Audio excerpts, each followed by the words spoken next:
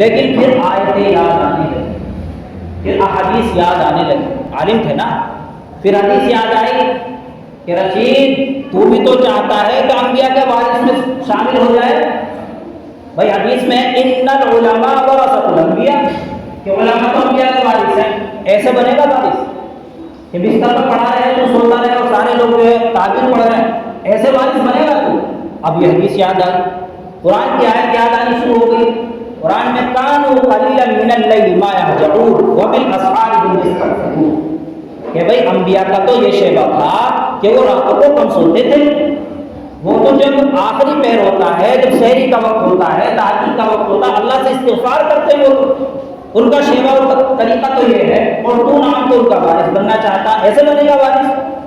حضرت رشید گنگوئی رحمۃ اللہ علیہ فرماتے کہ بس بستر نے مجھے اٹھا دیا، جب یہ آیتیں یاد آئی مجھے اور یہ حدیثیں یاد آئی تو بس میں نے سوچا یار بس چلو اور ہو گیا، اور میں نے بھی ذکر اذکار شروع کر دی، میں نے بھی دعا کی، 2-4 نفلیں پڑھی۔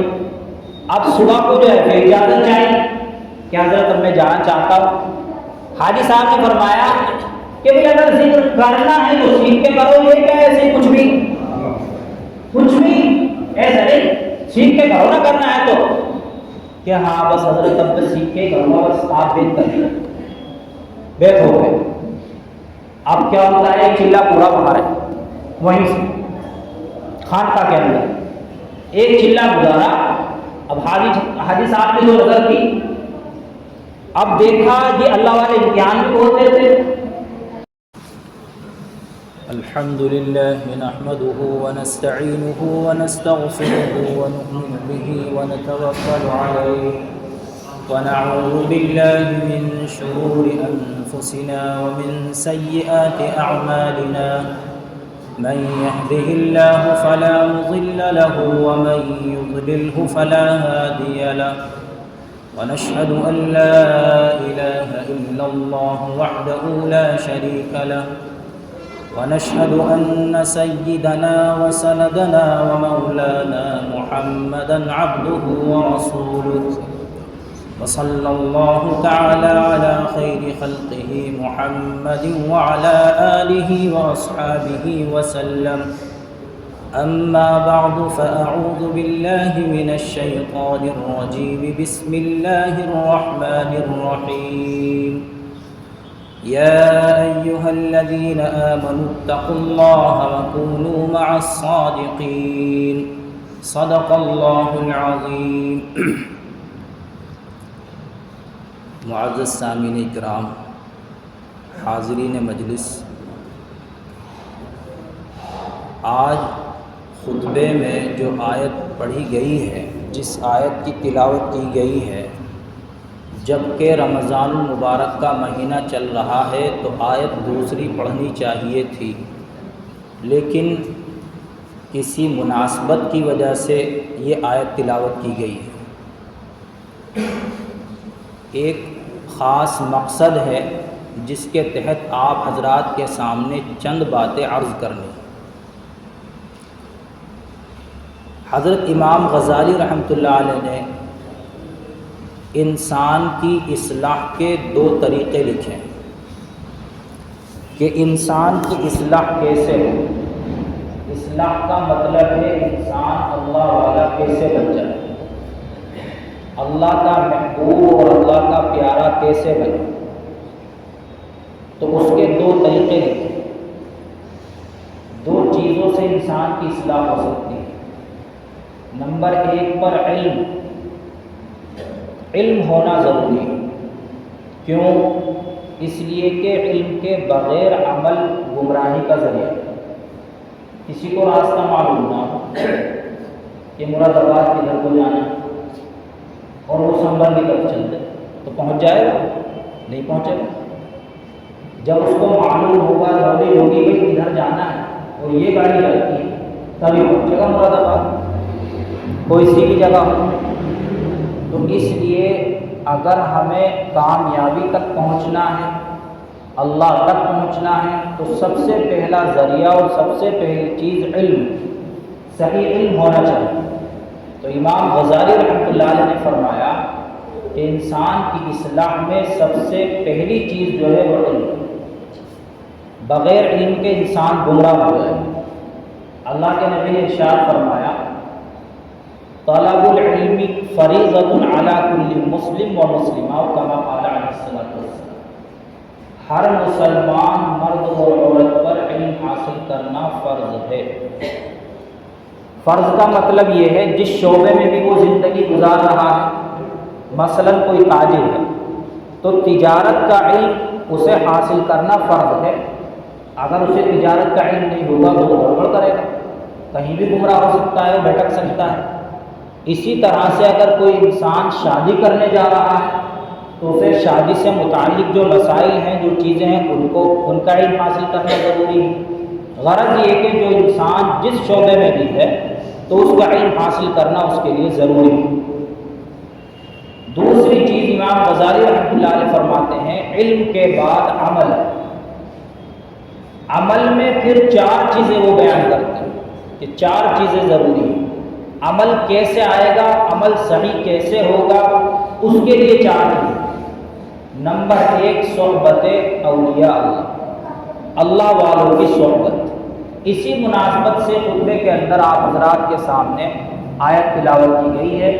اللہ تعالیٰ نے فرمایا یا ایھا الذین آمنوا اتقوا اللہ، اے ایمان والو اللہ سے ڈرو، وکونوا مع الصادقین، اور سچوں کے ساتھ ہو جاؤ، سچوں کے ساتھ رہو۔ علماء فرماتے ہیں کہ سچوں سے مراد یہاں پر مشائخ ہیں، جو شیخ حضرات ہوتے ہیں۔ جو یہ پیری مریدی کا سلسلہ ہے تو جو پیر ہوتے ہیں، جو شیخ ہوتے ہیں، وہ مراد ہیں، مشائخ مراد ہیں۔ تو سب سے پہلی چیز عمل کے اندر وہ صحبت اہل اللہ، اللہ والوں کی صحبت۔ آپ غور کیجئے کہ وہ حضرت عمر کہ جن سے اونٹ چرانے بھی نہیں آتے تھے، ان کے والد کہتے تھے کہ عمر تو کیا کرے گا، کیا کر کے کھائے گا، اس سے اونٹ بھی چرانے نہیں آتا۔ تو اگر 20 لے کے جا رہا ہے تو 19 ہی لا رہا ہے، اگر 18 لے کے جا رہا ہے تو 17 لا رہا ہے، کیا کرے گا؟ لیکن جب اسلام کی دولت میں جب اللہ کے نبی کی صحبت ہونے لگی تو پھر کیا بنا؟ حضرت عمر فاروق بنا۔ کیسے کہ کتنی آیات ان کے مشورے اور ان کی رائے پر اتری، ایسے بنے حضرت عمر۔ کس کی وجہ سے؟ اللہ کے نبی کی صحبت کی وجہ سے۔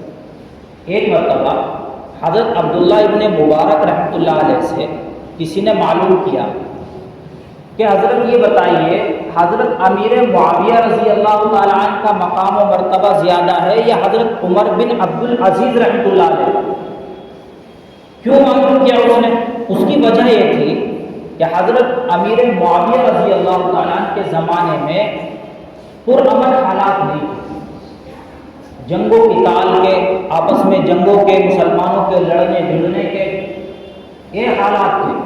تو اس نے سوچا ہو سکتا ہے ان کا درجہ کم ہو جائے، اور جو حضرت عمر بن عبد العزیز رحمۃ اللہ علیہ ہیں ان کے وقت میں حالات ایسے تھے، کتابوں میں آتا ہے کہ بکری اور بھیڑیا ایک گھاٹ پر پانی پیتے تھے، بھیڑیا بکری کو نہیں کھاتا تھا، ایسا انصاف تھا ان کے زمانے میں۔ تو پوچھنے والے کے ذہن میں یہ بات آئی کہ ان کا زمانہ اتنا پرامن ہے، ان کا زمانہ اتنا پرفتن، تو ہو سکتا ہے ان کا مقام و مرتبہ بلند ہو جائے۔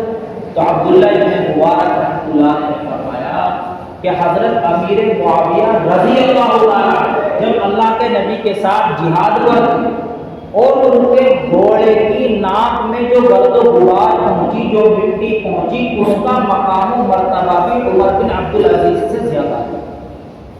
کیوں زیادہ ہے؟ اس لیے کہ امیر معاویہ کو اللہ کے نبی کی صحبت حاصل ہے، وہ صحابی ہیں، اور عمر بن عبد العزیز رحمۃ اللہ علیہ وہ صحابی نہیں۔ تو صحبت کا یہ درجہ ہوگا۔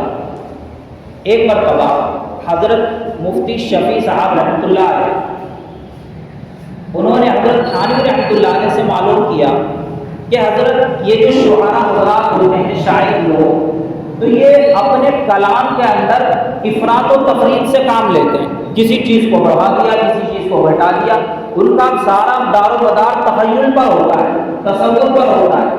محبوب وقت کا تصور کیا اور کتنا ہی کالا کیسے ہی خوبصورت ہے اوپر پہنچا دیا۔ اور کتنا ہی خوبصورت ہے، اگر کس کی ہجو کرنی ہے تو اس کو نیچے پہنچا دیا۔ تو حضرت مفتی صاحب نے معلوم کیا، حضرت تھانوی رحمۃ اللہ علیہ سے، کہ حضرت مجھے لگتا ہے حضرت مولانا روم رحمۃ اللہ علیہ نے بھی اپنے اس شعر کے اندر غالباً ایسا ہی کچھ کیا ہے، یعنی افراد و تفریق سے کام لیا، کبھی زیادتی ہوئے بھی سے کچھ۔ شعر کیا ہے کہ جی شعر یہ ہے، یک زمانہ صحبت با اولیا بہتر از صد سالہ طاعت بیریا۔ یہ فارسی کا شعر ہے۔ شعر کے اندر کیا کہا انہوں نے کہ ایک لمحے کے لیے کسی اللہ والے کی صحبت میں رہنا 100 سال بے ریا عبادت سے بہتر ہے۔ کہ حضرت اگر خالی عبادت ہی کہہ دیتے کہ جی عبادت سے بہتر ہے تو سمجھ میں آ جاتا، 100 سال عبادت سے بہتر ذرا سی دیر کسی اللہ والے کی صحبت میں رہنا سمجھ میں نہیں آ رہا۔ حضرت تھانوی رحمۃ اللہ نے فرمایا، میں پڑھوں اس شعر کو کہ جی حضرت پڑھیے۔ حضرت نے پڑھا، یک زمانہ صحبت باولیا بہتر از لکھ سالہ طاعت بیریا۔ اب مفتی صاحب بھول گئے کہ حضرت 100 سال تو سمجھ میں آ رہی ہے، لیکن آپ نے 1,00,000 سال سے بھی بہتر بتا دیا۔ تو حضرت تھانوی رحمۃ اللہ نے فرمایا کہ دیکھو جو عبادت انسان کرتا ہے اس کے اندر ریا کا احتمال ہے، اور خاتمے کی کوئی گارنٹی نہیں ہے کہ ہاں اس کا خاتمہ بہتر ہی ہوگا، یہ عبادت قبول ہی ہو جائے۔ کیا پتہ کون سی گڑبڑ کرتے ہیں اس کی نیت ہی خراب ہو۔ کئی مرتبہ آ چکا ہے کہ حدیث کے اندر آتا ہے کہ فرشتے قیامت کے دن ایک انسان کا اتنا بڑا ثواب لے کر آئیں گے کہ پہاڑوں سے بھی اونچا نکل رہا ہوگا، اور اس کے دفتر کے اندر نامہ اعمال کے اندر نیک کام ہی لکھے ہوئے ہوں گے، نیکی نیکی ہوں گی، پھر بھی اللہ تبارک و تعالیٰ کیا فرمائیں گے، پھینک دو ان کے نامہ اعمال۔ کیوں کہ ان کی نیت مجھ میرے لیے نہیں تھی، دوسروں کو دکھانے کی۔ تو کیا پتہ عبادت کی کوئی گارنٹی نہیں۔ حضرت تھانوی رحمۃ اللہ نے فرمایا لیکن جو اللہ والوں کی صحبت میں رہتا ہے اس کی حسن خاتمہ کی پوری امید ہے، اس کا خاتمہ ایمان پر ہوگا، بہتر ہوگا، اس لیے جو ہے وہ 100 سال سے بہتر ہے۔ تو صحبت کا اتنا بڑا مقام ہے۔ ایک مرتبہ حضرت سفیان ثوری رحمۃ اللہ علیہ سے کسی نے معلوم کیا، وہ کسی اپنے شیخ کی صحبت میں جاتے تھے کہ حضرت آپ ان کی صحبت میں جاتے ہیں، آپ اتنے بڑے عالم ہیں، آپ کیوں جاتے ہیں ان کے پاس؟ یوں فرمایا کہ ریا کی باریکیوں سے میں کبھی بھی واقف نہیں ہو سکتا تھا اگر ان کی صحبت میں نہ جاتا۔ اللہ کے نبی نے ارشاد فرمایا ایک مرتبہ کہ یہ جو ریا ہے نا، یہ دکھاوا، شرک کے بارے میں فرمایا کہ جو شرک ہے نا، شرک یہ اتنا مخفی ہے، اتنا پوشیدہ ہے، اتنا چھپا ہوا ہے کہ جیسے چیونٹی ہوتی ہے، اگر وہ رہیں گے اس سے جو راستہ بنتا ہے اس سے بھی زیادہ مخفی ہے یہ شرک۔ اب صحابہ گھبرا گئے کہ اللہ کے نبی اس سے تو بچنا ہی ناممکن ہے، کیسے بچے انسان؟ تو اللہ کے نبی نے دعا تعلیم کی۔ تو کہنے کا مقصد یہ ہے کہ یہ جو شرک ہوتا ہے تو یہ شرک اتنا مخفی ہوتا ہے، انسان کو پتہ بھی نہیں چلتا، اس کو دل میں آ جاتا ہے۔ اللہ کے نبی ارشاد فرمایا جس کا مفہوم ہے جس نے دکھانے کے لیے روزہ رکھا اس نے شرک کیا، جس نے دکھانے کے لیے صدقہ کیا اس نے شرک کیا، دیگر اعمال جو بھی دکھانے کے لیے کیا اس نے شرک کیا۔ اب بتائیے آپ صرف دوسرے کو دکھانے کے لیے عمل کر لیا، اگر کوئی بھی عمل کر رہا ہے، مثلا نماز کے لیے کھڑا ہوا، اب نماز پڑھ رہا ہے، اچانک کوئی آ گیا، اسے محسوس ہو گیا کہ کوئی آ گیا ہے، اب اس نے اور لمبی کر دی نماز، اب وہ خشوع کے ساتھ کرنے لگا کہ اب یہ حضرت مجھے دیکھ رہے ہیں کہ بھئی نماز کیسی پڑھ رہا ہے، اطمینان سے رکوع، اطمینان سے سجدہ، اطمینان سے قیام، اور بہترین طریقے سے نیت کیا ہے تاکہ یہ دیکھے میں کتنے سکون سے خشوع خضوع کے ساتھ نماز پڑھ رہا ہوں۔ بس ہو گیا شرک۔ یہی تو ریا ہے، یہی تو دکھاوا ہے۔ اللہ کے نبی سے کسی نے معلوم کیا کہ اللہ کے نبی میں کوئی عمل کرتا ہوں اور میرا دل یہ چاہتا ہے کہ لوگ اسے دیکھیں۔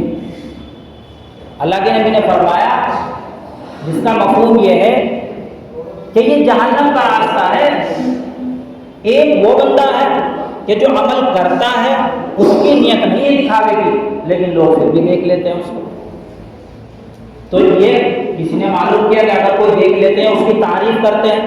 اللہ کے نبی ارشاد فرمایا کہ یہ تو مومن کے لیے جلد ملنے والی بشارت ہے. بھائی اس کی نیت تو نہیں تھی دکھاوا کرنے کی، لیکن اللہ نے ظاہر کر دیا، لوگوں کو معلوم ہو گیا، اس کی تعریف کر دی. بھائی یہ بہت متقی ہے، بہت پرہیزگار ہے، بہت اللہ والا ہے. تو اس کی نیت تھوڑی ہے کہ وہ دکھاوے کے لیے کرے، تو اسے تو دنیا میں بھی خوشخبری مل گئی، نیک نامی مل گئی، شہرت مل گئی، اور آخرت میں تو ثواب ہے ہی اس کے. تو اصل چیز، اصل دار و مدار نیت کے اوپر ہے. حدیث میں آتا ہے اگر کوئی انسان ایسی چٹان میں اور ایسی جگہ کہ جس کے اندر کوئی سوراخ نہ ہو، کوئی عمل کرے اچھا یا برا، اللہ تبارک و تعالیٰ اس کو بھی لوگوں پر ظاہر فرما دیں گے. اب دکھاوا کرنے والے کو کیا ضرورت ہے دکھاوا کرنے کی جب ظاہر ہو رہی ہے، اور نیک عمل کرنے والے کو بتانے کی ضرورت کیا ہے کہ وہ ظاہر ہونا ہی ہے. بھائی نیکی کر تو ہے بیٹا، بھائی اللہ کے لیے کرنی ہے ہمیں. تو یہ ساری چیزیں کہاں ملتی ہیں، کیسے ملتی ہیں؟ یہ صحبت اہل اللہ سے ملتی ہیں، اللہ والوں کی صحبت میں ملتی ہیں. حضرت مولانا رشید گنگوہی رحمۃ اللہ علیہ جب فارغ التحصیل ہو گئے اور ان کا نصاب مکمل ہو گیا، عالم بن گئے، تو اب جیسے طلبہ کے اندر شوق ہوتا ہے، اگر کوئی قریب میں اللہ والا ہوتا ہے، کوئی شیخ ہوتے ہیں، تو وہ ملنے کے لیے جاتے ہیں، دعاؤں کے لیے جاتے ہیں. جیسے مثال کے طور پہ ابھی سنبل کے اندر مولانا سجاد نعمانی صاحب دامت برکاتہم آئے تھے، تو ہم بھی گئے ملنے کے لیے. تو اللہ والوں کی محبت کھینچتی ہے. تو ایسے جب انسان ملنے جاتا ہے، اسی طرح سے مولانا رشید گنگوہی رحمۃ اللہ علیہ نے جب فارغ التحصیل ہو گئے، ارادہ کیا کہ حضرت حاجی امداد اللہ مہاجر باقی رحمۃ اللہ علیہ کے پاس چلتے ہیں، ان کی خانقاہ میں، اور حضرت سے دعا کرا کے آتے ہیں. پہنچ گئے، ملاقات ہوئی، اور اگلے دن جب جانے لگے تو حاجی صاحب نے کہا کہ بھئی وہ ٹھہر جاؤ ایک دو دن ہمارے پاس. اصرار کیا تو انہوں نے کہا کہ ٹھیک ہے حضرت میں ٹھہر جاتا ہوں. اب حضرت حاجی صاحب نے پہلے ہی دیکھ لیا تھا کہ اللہ والوں کی بصیرت ہی ایسی ہوتی ہے، وہ پہلے جانچ لیتے ہیں کہ انسان کہاں پہنچ سکتا ہے، اس کے اندر کیا استعداد ہے، یہ کیا بن سکتا ہے. تو حاجی صاحب نے پہلے ہی پرکھ لیا تھا. جیسا کہ میں نے ایک مرتبہ آپ کو سنایا تھا، مسجد نبوی کے اندر ایک نوجوان بیٹھا اپنے گھٹنے پہ سر رکھ کے مراقبے میں، جب جو بھی کر رہا وہ بیٹھا ہے، اور حضرت عبد الرزاق رحمۃ اللہ علیہ حدیث کا درس دے رہے ہیں. تو حضرت خضر علیہ السلام جو کہ راہگیروں کو راستہ بتاتے ہیں، ان کا کام ہے یہ، تو وہ انسانی شکل میں آئے اور ان سے کہا، اس نوجوان سے کہا، میں بصیرت کے اوپر بتا رہا ہوں، اور اس سے کہا نوجوان سے کہ بھائی ادھر وہ عبد الرزاق جو ہے حدیث کا درس دے رہے ہیں، سب لوگ وہاں سن رہے ہیں، تم نہیں سنتے ہو؟ تو اس نوجوان نے جواب دیا، وہاں رزاق کے عبد سے سنتے ہیں. یعنی رزاق کون ہے؟ اللہ روزی دینے والا. کہ وہاں تو رزاق کے بندے سے سنتے ہیں یا خود رزاق سے سنتے ہیں؟ اس نے نوجوان نے یہ کہا. تو اب حضرت علیہ السلام نے کہا اچھا اگر یہ بات ہے تو یہ بتاؤ میں کون ہوں؟ اگر تمہاری بصیرت اتنی پہنچی ہوئی ہے تو یہ بتاؤ میں کون ہوں؟ تو نوجوان نے جواب دیا، اگر میری بصیرت صحیح ہے تو تم خضر ہو. تو خضر علیہ السلام سے فرشتوں نے معلوم کیا تھا ایک مرتبہ کہ آپ نے کبھی اپنے سے بڑا ولی دیکھا؟ کہ ہاں میں نے اپنے سے بڑا ولی دیکھا اسی نوجوان کے بارے میں. تو بصیرت ایسی چیز ہوتی ہے. حدیث میں آتا ہے اتقوا فراست المؤمن فإنه ينظر بنور اللہ. مومن کی فراست سے بچو، وہ اللہ کے نور سے دیکھتا ہے، وہ چہرہ دیکھ کے پڑھ لیتا ہے کون کیا ہے کتنے پانی میں. تو اسی طرح سے حضرت حاجی صاحب نے دیکھ لیا حضرت مولانا رشید گنگوہی رحمۃ اللہ علیہ کو. تو کہا بھائی اور دو چار دن ٹھہر جاؤ ہمارے پاس. کہ حضرت ٹھیک ہے. اب جب رات ہوئی تو اپنے خادم سے کہا کہ ان کی چارپائی میری چارپائی کے پاس جانا، بس اسی میں کام ہو جانا تھا. اب چارپائی پڑ گئی حضرت کے پاس. اب کیا ہوتا ہے، خانقاہ کا تو معمول ہی عجیب ہوتا ہے. وہاں تو جیسے ہی تہجد کا وقت ہوا اٹھنا شروع ہو گئے لوگ. کوئی دعا مانگ رہا ہے، کوئی سجدے میں رو رہا ہے، کوئی جو ہے تہجد پڑھ رہا ہے، کوئی تسبیح پڑھ رہا ہے، کوئی ذکر کر رہا ہے. اور جب حضرت کی آنکھ کھلی، حضرت مولانا رشید گنگوہی رحمۃ اللہ علیہ کی، انہوں نے تو دیکھا یار عجیب ہی منظر ہے، اور میں ہی سو رہا ہوں، سارے جاگ رہے ہیں، میں کس طرح کروں، یہ کیا؟ یہ کہا یار عادت تو تھی نہیں، طالب علمی کا زمانہ تھا کہ ابھی تو بہت رات ہے، اذان ہوگی پھر نماز ہوگی، اٹھ جائیں گے یار. لیکن پھر آیتیں یاد آنے لگی، پھر احادیث یاد آنے لگی. عالم تھے نا. پھر حدیث یاد آئی کہ رشید تو بھی تو چاہتا ہے کہ انبیاء کے وارث میں شامل ہو جائے. بھائی حدیث میں ان العلماء ورثۃ الانبیاء، کہ علماء تو انبیاء کے وارث ہیں. ایسے بنے گا وارث کہ بستر پر پڑھا رہے تو سوتا رہے اور سارے لوگ جو ہے تعبیر پڑھ رہے ہیں، ایسے وارث بنے گا تو؟ اب یہ حدیث یاد آئی، قرآن کی آیت یاد آنی شروع ہو گئی. قرآن میں کانوا قلیلا من اللیل ما یہجعون وبالاسحار هم یستغفرون، کہ بھائی انبیاء کا تو یہ شیبہ تھا کہ وہ راتوں کو کم سوتے تھے. وہ تو جب آخری پہر ہوتا ہے، جب سحری کا وقت ہوتا ہے، تہجد کا وقت ہوتا ہے، اللہ سے استغفار کرتے ہیں. وہ ان کا شیبہ، ان کا طریقہ تو یہ ہے، اور تو نام تو ان کا وارث بننا چاہتا، ایسے بنے گا وارث؟ حضرت رشید گنگوئی رحمۃ اللہ علیہ فرماتے کہ بس بستر نے مجھے اٹھا دیا. جب یہ آیتیں یاد آئی مجھے اور یہ حدیثیں یاد آئی تو بس میں نے سوچا یار بس چلو اور پڑھ لیا. اور میں نے بھی ذکر اذکار شروع کر دی، میں نے بھی دعا کی، 2-4 نفلیں پڑھی. اب صبح کو جو ہے پھر اجازت چاہیے کہ حضرت میں جانا چاہتا ہوں. حاجی صاحب نے فرمایا کہ بھائی اگر ذکر کرنا ہے تو سیکھ کے کرو، یہ کیا ایسے کچھ بھی ایسا نہیں، سیکھ کے کرو نہ کرنا ہے تو. کہ ہاں بس حضرت اب بس سیکھ کے کروں، بس آپ بیت کر دیا، بیت ہو گئے. اب کیا ہوتا ہے، ایک چلہ پورا باہر ہے وہیں سے خانقاہ کے اندر ایک چلہ گزارا. اب حاجی صاحب نے جو نظر کی، اب دیکھا یہ اللہ والے امتحان بھی ہوتے تھے. کسی کو ذمہ داری ایسی نہیں ملتی، کسی کو سے کام اللہ تعالیٰ ایسے نہیں لیتا. اللہ تعالیٰ صفات کی بنیاد پر لیتا ہے کام. جیسا کہ میں نے بیان کیا تھا ایک جملے میں کہ ایک جماعت اللہ کے نبی کے پاس آئی، ایک وفد آیا اور انہوں نے یہ کہا کہ اللہ کے نبی ہمارے اندر 15 صفات ہیں. 5 صفات تو ہمارے اندر زمانہ جاہلیت سے ہی ہیں، مہمان کا اکرام کرنا، ضیافت کرنا وغیرہ وغیرہ. 5 ہمارے اندر جواب جب ہم اسلام لے کر آ گئے تو 5 اور آ گئی ہمارے اندر، جب ہم نے اسلام کو دیکھا اسلام میں یہی ہے. اور 5 ہمارے اندر جب آپ نے ہمیں پڑھانے والا بھیج دیا معلم. تو اب ہمارے اندر 15 صفات ہیں، وہ پوری تفصیل ہے حیات الصحابہ کے اندر. اور 15 صفات جب بتائی اللہ کے نبی نے ارشاد فرمایا صفات کی بنیاد پر کہ قریب تھا کہ تم ان صفات کی وجہ سے نبی بنا دی جاتی. تو صفات پر فیصلہ ہوتا ہے انسان کی، اس کے اندر کیا صفات ہیں. اللہ والوں کی صحبت میں لے کر صفات حمیدہ ہی حاصل ہوتی ہیں اور صفات رذیلہ دور ہو جاتی ہیں جو غلط صفات ہوتی ہیں. تو اب کیا ہوتا ہے، چلہ پورا ہو گیا خانقاہ کے اندر. اب حاجی صاحب نے آزمایا. اسی طرح ایک بزرگ کا واقعہ لکھا ہے آزمانے کے اوپر کہ ان کے ایک مرید تھے، انہوں نے آزمایا کہ بھائی اصلاح ہوئی نہیں ہوئی، ان کی میں مری ہے نہیں مری.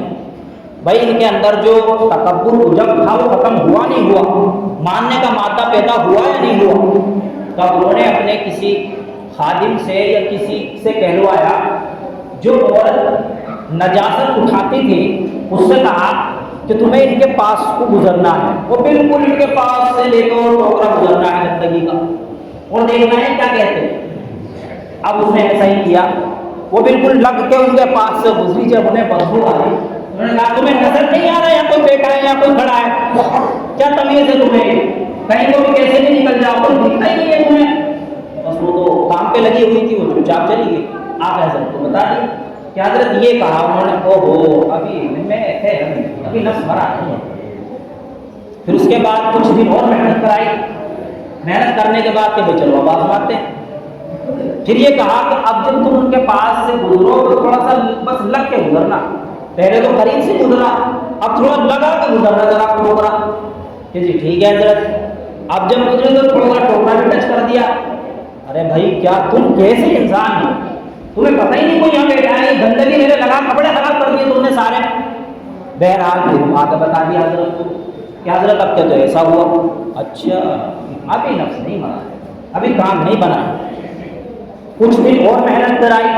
پھر اس کے بعد کہا کہ اب کے جب گزرو تو تھوڑی سی ڈال بھی دینا، اب کے جب گزرو تو ڈال دینا اب کے. تو اب کیا ہوتا ہے، جب انہوں نے ڈالی تو اب ان کی حالت ہی بدل چکی تھی. اب یہ ٹوکرا اٹھا رہے گا، آپ کے اوپر گری تو نہیں، آپ کو کوئی تکلیف تو نہیں ہوئی، آپ کو کوئی پریشانی تو نہیں ہوئی، حالت ہی بدل گئی۔ آ کے حضرت سے بتا دیا کہ ہاں بس کام ہو گیا، اب اپنی میں نکل گئی، اب کسی چیز میں کوئی فرق نہیں رہا، اب تو بس اللہ ہی اللہ رہا۔ اسی طرح سے حاجی صاحب نے اب امتحان کیا حضرت مولانا رشید گنگوہی رحمۃ اللہ علیہ۔ کیا امتحان تھا؟ حضرت حافظ جامع شہید رحمۃ اللہ علیہ کے یہاں غالباً یا کہیں اور دعوت تھی۔ اب دعوت میں دسترخوان پر قسم قسم کی نعمتیں رکھی ہوئی، ایک سے ایک ڈش ہو، اس میں چکن بریانی یہ وہ سب کچھ ہے اور دال بھی ہے۔ اب کیا ہوا، حاجی صاحب نے کہا میاں رشید یہاں آؤ، بلایا، تھوڑی سی دال دی ایک پیالی میں اور روٹی ہاتھ میں رکھی، لو ادھر دسترخوان کے کونے پہ جا کر بیٹھ کر کھاؤ۔ اب اتنے سارے علماء کا مجمع اور وہ بھی سارے جان پہچان والے اور اتنا بڑا عالم، اور اس طرح سے اس کی فضیلت کی جائے تو کیا حال ہوگا؟ اگر کوئی عام مرید ہوتا تو یار تم نے حد ہی کر دی یار، ہر چیز میں رگڑنا رگڑنا رگڑنا، بھائی میں بھی یہیں بیٹھ کے کھا لوں گا، اس میں کیا کہ وہاں بیٹھ کے کھاؤ کونے میں، آپ اپنا بھی آپ مسلم توڑ رہے ہو، مجھے وہاں بھیج رہے ہو، کچھ نہیں، چپ چاپ مسکراتے ہوئے اور اپنا کونے پہ چلے کھانا شروع کر دیا۔ حاجی صاحب نے دیکھا اس کو تو بس سے مچی نہیں ہوا، اس پہ تو کوئی فرق ہی نہیں پڑا، پھر ایک اور داؤں کھیلا، دوسرا پتا کو چھوڑ دیا، یوں کہا میاں رشید یہ تو میرا احسان ہے دسترخوان کے کونے پر جگہ دے دی، ورنہ تم تو میرے جوتوں میں بھی کھانے کے قابل نہیں ہو۔ تو حضرت مسکرانے لگے، حضرت بالکل صحیح کہہ رہے ہیں آپ، بالکل یہی بات ہے، میں تو آپ کے جوتوں میں کھانے کے قابل بھی نہیں ہوئی، تو آپ کا احسان ہے کہ آپ نے مجھے یہ جگہ دی۔ حاجی صاحب نے کہا وہ سو گیا اور ایک ہی چلے کے اندر خلافت ملی۔ تو یہ ہوتا ہے صحبت کا اثر، ایک چلے میں خلافت مل۔ اب کیا ہوتا ہے، کافی دن گزرنے کے بعد، چلیے بہرحال پھر بات لمبی ہو جائے گی، مقصد کیا ہے اس بیان کا؟ مقصد یہ ہے کہ آخری عشرہ آنے والا ہے، پہلا عشرہ رحمت، دوسرا مغفرت اور تیسرا آگ سے خلاصی۔ کچھ لوگ ایسے ہوتے ہیں کہ جن پر گناہوں کا بوجھ شروع سے ہوتا ہی نہیں لگتا، تو ان کے لیے تو شروع سے رحمتوں کا نزول شروع ہوتا ہے۔ کچھ ایسے ہوتے ہیں، کچھ گناہ گار ہوتے ہیں، سبھی ہم گناہ گار ہیں، تو ان کا ایک عشرہ روزہ رکھنے کے بعد مغفرت ہو جائے۔ کچھ ایسے ہوتے ہیں بیچارے، ان کو اتنی ضرورت ہوتی ہے کہ وہ دوسرے عشرے میں بھی کام نہیں بنتا ان کا، تو ان کے لیے تیسرا عشرہ ہے کہ آخر میں اللہ تعالیٰ ان کو جہنم سے آزاد ہو، آگ سے خلاصی ہو جائے، مغفرت ہو جائے۔ تو ہم اپنے آپ کو تیسرے میں ہی سمجھیں، تو اس لیے ہمیں ضرورت ہے کہ یہ آخری عشرہ آنے والا ہے اور یہ بڑا قیمتی ہے، اس کے اندر شب قدر بھی ہے، اس کے اندر اعتکاف بھی ہے، اس کے اندر صدقۃ الفطر بھی ہے اور دیگر چیزیں۔ تو انہی چیزوں کو مد نظر رکھتے ہوئے 10 دن کا کیمپ لگایا جا رہا ہے۔ آپ میں سے کتنے ایسے ہوں گے کہ جن کا قرآن صحیح نہیں، دعائیں یاد نہیں، دعائیں قنوت یاد نہیں، نماز کا طریقہ صحیح نہیں، وضو بھی صحیح نہیں، وہ تو جب ٹریننگ ہوتی ہے نا تب پتہ چلتا ہے۔ اگر ہم ایسے ہی زندگی گزارتے رہیں اور بس ایسے ہی کام کرتے رہیں، ہمیں خود پتہ ہے ہمارے پاس صحیح نہیں، تو پھر یہ نماز قبول ہو رہی ہے نہیں ہو رہی ہے کیا کریں؟ اگر ہم ایسے ہی چلے گئے دنیا سے تو کیا ہوگا؟ اس لیے ان چیزوں کو مد نظر رکھتے ہوئے آپ حضرات کے استفادے کے لیے 10 دن کا کیمپ لگایا گیا ہے، تو آپ حضرات اپنا اپنا نام لکھوا سکتے ہیں جی حضرت، اس میں اعتکاف بھی ہو جائے گا۔ اعتکاف کے بارے میں اللہ نے ارشاد فرمایا کہ جو 10 دن کا سنت اعتکاف کرے گا اپنے عشرے کا، اسے 2 حج 2 عمروں کا ثواب ملے گا۔ بہت سے ایسے ہیں بیچارے جو صاحب استطاعت نہیں ہیں تو وہ حج پہ جا ہی نہیں سکتے، تو ان کے لیے تو یہ گولڈن چانس ہے کہ وہ 10 دن کے اندر 2 حج اور 2 عمروں کا ثواب لیں۔ اور شب قدر کے بارے میں یہ ہے کہ وہ پتہ نہیں کون سی رات میں ہے، لیکن یقینی اس کا ذریعہ اور سبب حاصل کرنے کا وہ اعتکاف ہے۔ کیوں؟ اس لیے کہ معتکف اگر سو بھی رہا ہے تب بھی وہ عبادت میں شمار ہوتا ہے، تو اس لیے اگر اعتکاف میں کوئی بیٹھ جائے گا، اگرچہ اس کو ظاہر نہ ہو شب قدر لیکن ملنا یقینی ہے، اور جس کو ایک شب قدر کی عبادت حاصل ہو گئی تقریباً 83 سال کچھ مہینے اس کو عبادت میں اس کو گزار، کتنا بڑا ثواب ہے۔ تو اس لیے آپ حضرات اپنا نام لکھا سکتے ہیں، چاہے جمعے کے بعد جو ٹائم زیادہ ہو رہا ہے، جن کو شوق ہے، دیکھو ہم جماعت میں بھی جاتے ہیں، ہم کاروبار کے لیے سعودی بھی جاتے ہیں، دوسری جگہ بھی جاتے ہیں، ہم اپنی زندگی بنانے کے لیے، اپنی اصلاح کرنے کے لیے، اپنی آخرت بنانے کے لیے اگر 10 دن دے بھی دیں، 10 دن کی قربانی دے بھی دے تو کیا بڑی بات ہے؟ تو اس لیے تیار ہے سب انشاءاللہ؟ بھائی انشاءاللہ تو کم سے کم کہہ ہی دو، بھائی جماعت والا سسٹم نہیں ہے انشاءاللہ کہا ہی دو، بھائی انشاءاللہ تم نے کہہ دیا تو بات ہو گئے، یہ تو اپنی مرضی کا سودا ہے، ساری بات آپ کے سامنے کھل کر آ گئی ہے، اب آپ لوگ سمجھدار ہیں، 10 دن کی قربانی اپنی خوشی سے دو، اور ہو سکتا ہے 10 دن میں ہمارا بیڑا پار ہو جائے۔ ان چیزوں کو مد نظر رکھتے ہوئے آپ حضرات جو ہے اپنا نام بعد میں لکھا دیں، جو بھی لکھائے وہ جمعے کے بعد بتا دیں۔ اللہ تعالیٰ ان سب باتوں پر مجھے بھی اور آپ کو بھی عمل کرنے کی توفیق عطا فرمائے۔ وآخر دعوانا الحمد للہ رب العالمین۔ سنت ادا کریں۔